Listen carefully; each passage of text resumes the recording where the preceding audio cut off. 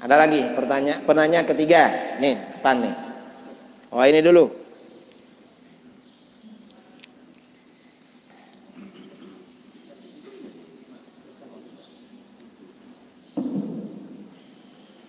Assalamualaikum warahmatullahi wabarakatuh. Assalamualaikum.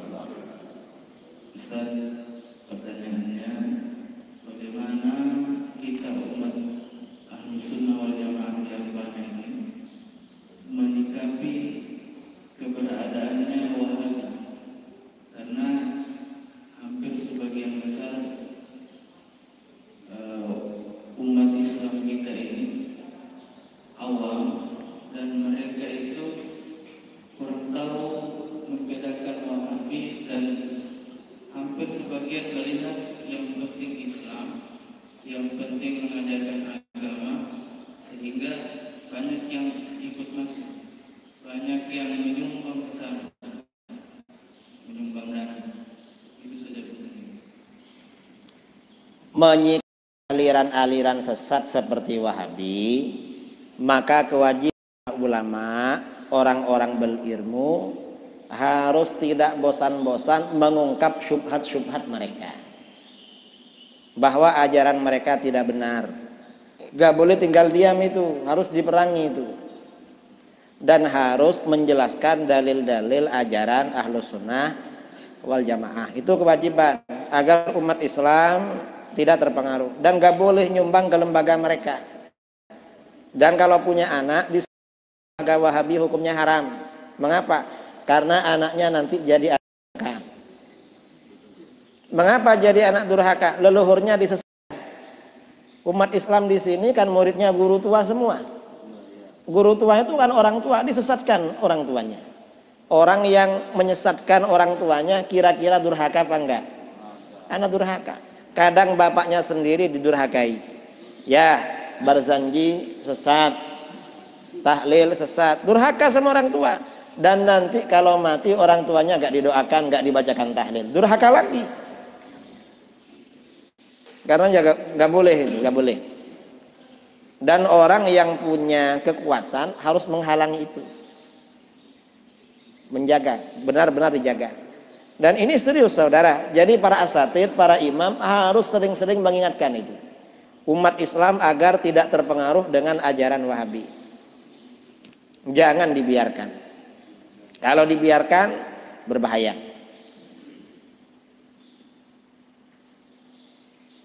Jadi jangan tinggal diam, karena ini kewajiban, memang kewajiban. Jadi harus dijelaskan dalil-dalil Ahlus Sunnah wal Jamaah, dan dijelaskan syubhat-syubhat, keserupaan, kesalahan-kesalahan ajaran sesat. Harus itu. Enggak ada tawar-menawar. Wallahu a'lam. Ada lagi? Terakhir ya, pertanyaan terakhir. Ini ada ini depan nih. Langsung aja. Assalamualaikum warahmatullahi wabarakatuh. Izin Ustaz, pertanyaan saya menyikapi juga, cuma agak ke nasional. Bagaimana juga menyikapi bahwa dengan adanya media sosial yang hampir sudah sampai di pelosok, itu sudah menyebabkan sekali. Kalau kita juga melihat di YouTube, saya mau izin mengikuti Ustaz juga. Seringkali Pak Ustaz berdebat dengan yang aku sampaikan tadi, dan itu yang saya mengikuti Ustaz. Bahkan yang terakhir Ustaz sampaikan itu Ustaz Fiqo juga sudah jauh juga, saya mengikuti Ustaz juga. Nah ini kan di media sosial ini kan, kalau kita melihat ini kan bukan singkat bisa lagi mengatakan bahwa tapi rata-rata tidak tahu apa atau sudah saling menyatakan ini Ustaz. Terus aku banyak sekali gus yang di medsos yang terkenal sudah saling menyalahkan. Ini bagaimana ini pemuka agama kita sehingga NKRI tetap utuh. Terima kasih. Assalamualaikum warahmatullahi wabarakatuh. Sekarang ini karena marak media sosial, ya, ada YouTube, ada Facebook, ada macam-macam. Kadang-kadang karena orang itu ingin tampil, Nggak ada yang undang ceramah sendiri di YouTube. Kan nggak perlu bayar itu. Yang penting HP-nya ada datanya. Ceramah dah. Bikin konten video. Karenanya belajar ilmu agama itu bukan dari YouTube, tapi secara langsung. Dari YouTube, dari apa itu bisa, gak apa-apa. Asalkan memang bisa dipercaya. Itu YouTube-nya orang alim. Kalau bukan orang alim ya jangan. Yang kedua, fenomena gus-gus yang berbeda-beda. Gus itu artinya panggilan penghormatan pada anaknya kiai. Anaknya kiai dipanggil gus. Kalau masih muda. Kalau sudah tua, kalau alim dipanggil kiai. Itu namanya gus.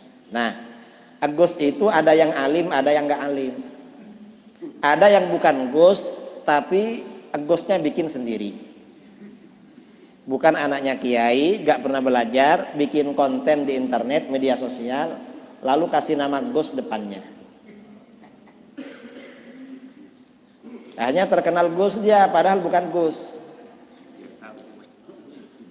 Yang tahu cuma orang yang ahli buka media sosial itu. Karenanya hati-hati kalau buka seperti itu. Hati-hati. Kalau gak bisa dipercaya janganlah, jangan. Cari video-video yang bisa dipercaya. Buya Yahya, Ustadz Samad, ya Lutfi atau Gus Qayyum atau kiai-kiai yang lain. Saya kira itu. Memang hati-hati ya belajar seperti itu. Utara itu tanya. Iya, terima kasih Ustaz. Saya menarik dengan keterangan Pak Kiai Pak. Artinya di sini terjadi banyak persepsi antara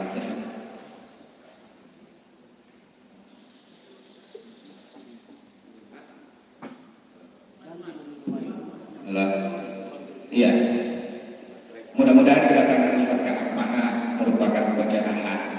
Saya ingin bertanya kepada Kiai tentang pengajian di kuburan itu bisa tidak.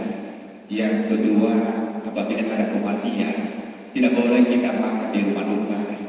Nah, yang ketiga, pertanyaan saya, apakah seharusnya umat Islam itu pakai jenggot? Karena setahu saya itu berbagai macam persepsi yang ada di televisi itu menggambarkan perbedaan. 3 pertanyaan ini barangkali saya sampaikan kepada Ustaz. Terima kasih.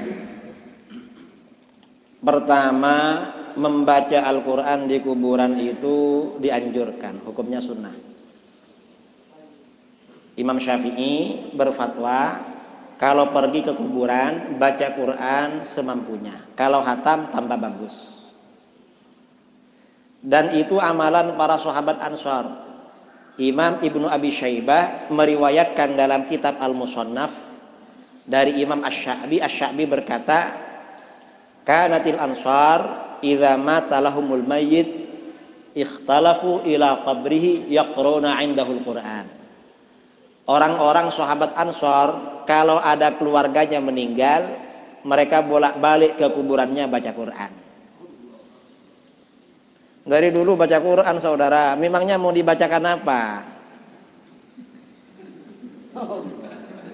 Mau baca apa ke kuburan? Mau main HP? Mau nyanyi? Dan ziarah kubur dianjurkan. Wahabi tak mau ziarah kubur. Mengapa ziarah kubur dianjurkan? Karena orang mati itu masih hidup, cuma hidup di alam barzah. Karenanya di dalam hadis ya, hadis riwayat Ibnu Abdil Bar, riwayat Abdul Haq dari Ibnu Abbas radhiyallahu anhuma, hadisnya sahih. Ibnu Abbas berkata, la yamurru ahadukum ala qabri akhihil mu'min kana ya'rifuhu fid dunya fayusallimu alaihi illa arafahu wa radda alaihi salam. Tidaklah salah seorang kamu melewati kuburan saudaramu yang beriman, yang kenal ketika di dunia, lalu kamu ucapkan salam pada dia, kecuali dia mengenal kamu dan membalas salam kamu. Artinya apa? Kita ini kalau lewat kuburan atau pergi ke kuburan dianjurkan ucapkan salam.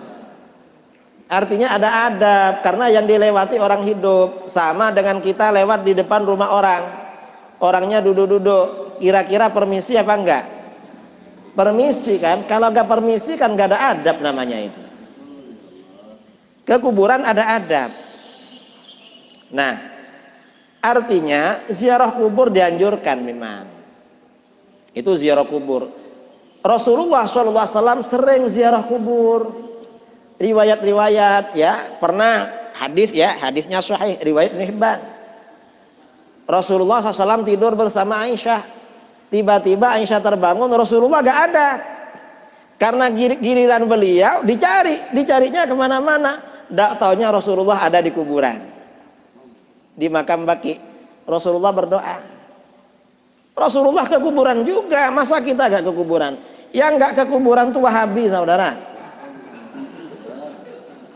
Wahabi. Dan itu kuburan siapa saja. Dan orang mati ini, karena orang mati itu masih hidup, maka selain kita kirimkan doa, kirimkan sedekah, kita juga datang ke kuburan. Karena dalam hadis, ana summa yakunul mayyitu fil qabri idza zarahu man kana yuhibbuhu fid dunya. Paling senangnya orang mati di kuburan apabila dikunjungi oleh orang yang dia cintai ketika di dunia. Saudara punya anak kerja di Palu, kerja di Jakarta, tiap bulan dikirimi uang, kira-kira senang apa gak senang? Senang. Kalau suatu saat anak kita sama istrinya sama cucu datang ke sini, kira-kira tambah senang apa enggak? Tambah senang.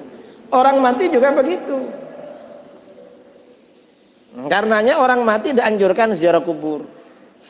Bukan orang mati ya, orang yang hidup dianjurkan ziarah kubur. Dan itu termasuk berbakti pada kedua orang tua. Karenanya hati-hati dengan Wahabi. Nanti anak-anak saudara gak ziarah ke kuburan Anda itu. Jadi dianjurkan baca Quran di kuburan.